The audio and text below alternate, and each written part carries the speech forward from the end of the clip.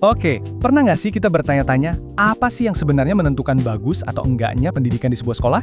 Ternyata, jawabannya itu seringkali tersembunyi. Namanya evaluasi kurikulum. Ini adalah proses yang super penting buat ngecek kesehatan seluruh sistem belajar. Dan dampaknya itu kerasa banget loh sama setiap siswa setiap hari. Yuk kita mulai dengan sebuah analogi yang kuat banget. Kurikulum itu adalah jantungnya pendidikan. Coba deh bayangin, sama kayak jantung yang mompa darah ke seluruh tubuh, kurikulum inilah yang mengalirkan nyawa ke semua bagian pembelajaran. Kurikulum yang nentuin apa yang dipelajari, gimana cara belajarnya, dan ya, ujung-ujungnya bakal jadi seperti apa generasi kita ke depan. Nah, pertanyaan lanjutannya kan jadi gini, kalau kurikulum itu jantung, gimana cara kita tahu jantungnya sehat? Kita kan nggak bisa asal nebak aja. Kita butuh semacam stetoskop buat dengerin denyutnya, atau alat EKG buat ngecek ritmenya. Nah, alat diagnosis inilah yang kita sebut evaluasi kurikulum.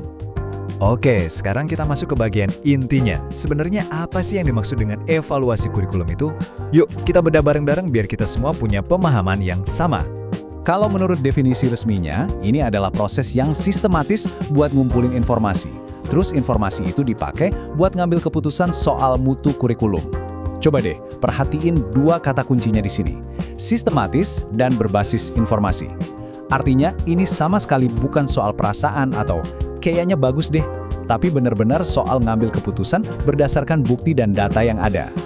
Biar gampang, anggap aja evaluasi kurikulum ini kayak medical check-up lengkap buat sekolah. Jadi kita nggak cuma ngukur suhu badan siswa lewat ujian doang, tapi kita juga periksa tekanan darah sistemnya, kadar kolesterol materi ajarnya, sampai kesehatan organ cara mengajarnya buat mastiin semuanya jalan dengan baik.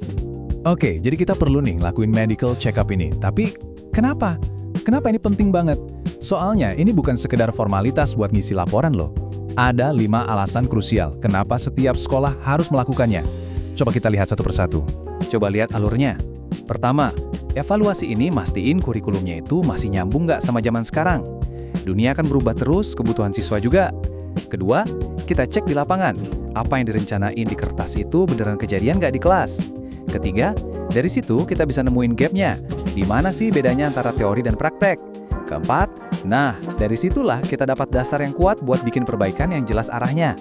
Dan yang paling penting, kelima, ini semua ngebiasain kita buat ngambil keputusan pakai data, bukan lagi pakai asumsi. Sekarang kita masuk ke satu poin yang sering banget bikin orang bingung. Emangnya ngevaluasi kurikulum itu sama ya kayak nilai hasil belajar siswa? Jawabannya, beda banget. Walaupun dua-duanya berhubungan, fokus dan tujuannya itu benar-benar berbeda. Analogi ini ngejelasin perbedaannya dengan pas banget.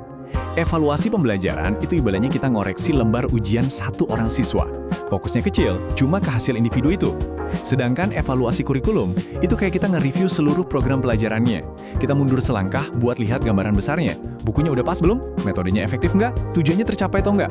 Fokusnya makro, ke kesehatan sistem secara keseluruhan. Tabel ini bikin makin jelas lagi bedanya. Kita lihat dari fokusnya. Evaluasi kurikulum itu ngeliatin mutu seluruh sistem. Sementara evaluasi belajar cuma ngeliatin keberhasilan satu kelas aja. Objeknya pun beda. Yang satu ngebahas tujuan, konten, dan sumber daya. Yang satunya lagi ya cuma tugas dan tes siswa. Datanya pun gitu. Yang satu pakai dokumen dan observasi, yang satunya pakai nilai PR dan portofolio. Jadi tujuannya pun akhirnya beda. Satu untuk memperbaiki sistem secara keseluruhan, satunya lagi untuk memperbaiki cara ngajar di kelas itu. Kita udah bahas apa dan kenapanya. Sekarang pertanyaannya gimana cara kerjanya di dunia nyata? Mari kita lihat konteksnya di Indonesia sekarang ini. Di zaman digital ini, proses check-up kurikulum udah nggak lagi cuma ngandelin tumpukan dokumen manual. Sekarang, data mentah itu diolah pakai perangkat digital buat ngasih masukan yang bisa langsung ditindaklanjuti sama sekolah. Jadi sekolah bisa lihat dengan jelas mana kekuatannya dan mana yang masih perlu diperbaiki. Dan ini dia 3 pilar utamanya. Ada kurikulum merdeka, yang ngasih keleluasan buat sekolah merancang pembelajaran yang pas. Terus gimana kita tahu itu berhasil? Nah, disinilah asesmen nasional masuk. Tugasnya mengukur hasil belajar di tingkat sekolah, bukan buat ngechat siswa satu-satu ya. Terakhir, semua data itu disajiin dalam bentuk rapor pendidikan. Inilah hasil labnya, yang bisa dibaca sekolah buat evaluasi diri dan bikin rencana perbaikan. Ketiganya ini saling nyambung, membentuk siklus perbaikan yang jalan terus. Jadi, inilah intinya. Dengan evaluasi yang benar, kurikulum itu nggak lagi jadi sekedar dokumen kaku yang berdebu di lemari. Dia berubah jadi sesuatu yang hidup. Dia bisa bernapas, belajar, beradaptasi, dan terus berkembang buat ngejawab tantangan zaman dan ngasih yang terbaik buat setiap siswa. Sebagai penutup, saya mau ninggalin satu pertanyaan untuk kita renungkan. Kita emang makin jago nih pakai data untuk ngukur kemampuan literasi dan numerasi. Tapi, di tengah semua angka itu, ada kualitas-kualitas manusia yang tak ternilai harganya. Ada empati, kreativitas, ketangguhan. Pertanyaannya adalah, gimana cara kita memastikan hal-hal itu nggak cuma tumbuh, tapi juga ikut diukur dan dihargai di sistem pendidikan kita? Sebuah pemikiran untuk kita bawa bersama. Terima kasih sudah menyimak.